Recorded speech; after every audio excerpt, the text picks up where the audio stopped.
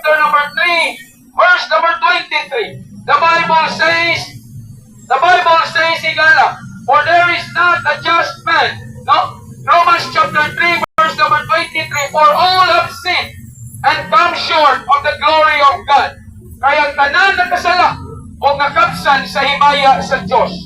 And in the book of Ecclesiastes, chapter 7, verse number 20, the Bible says, for there is not a just man upon earth that doeth good, but sinneth not.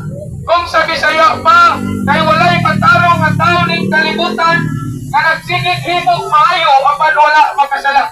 Kitang tanan kasasala, kitang tanan anay sala, bisan unsa mo pagkalputi sa imong gisulhog nga uniform, bisan unsa mo pagkadisente sa imong gisulhog nga uniform, bisan unsa mo pagkakwartahan, bisan unsa mo pagkasikat, bisan unsa pa imong ranggo, higala sultian ko ikaw usa ka dakong makasasala.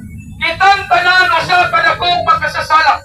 And the Bible says in the book of Romans, chapter number 6, verse number 23, for the wages of sin is death. Yes, my friend, ang bayad sa atong sala, kamatayon. Parang higala, ayaw pagpagalimpyo, kitang tanan makasasala, o kitang tanan deserve to go to hell.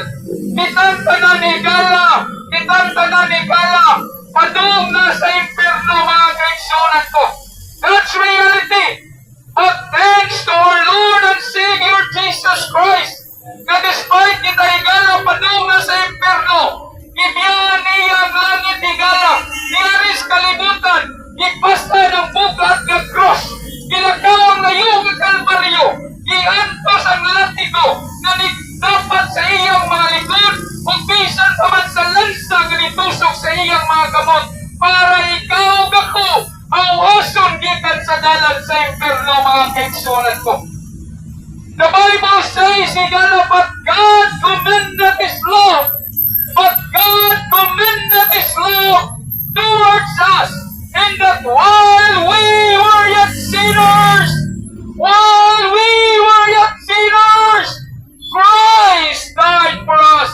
Higala, samtang kita nagpanaw sa atong kalapasan, nanimuhong sa daghan sa atong kasalanan, sultihan ko ikaw, higala, ihigugma ka sa Diyos, di gusto ang Ginoo nga ikaw maimperno, higala.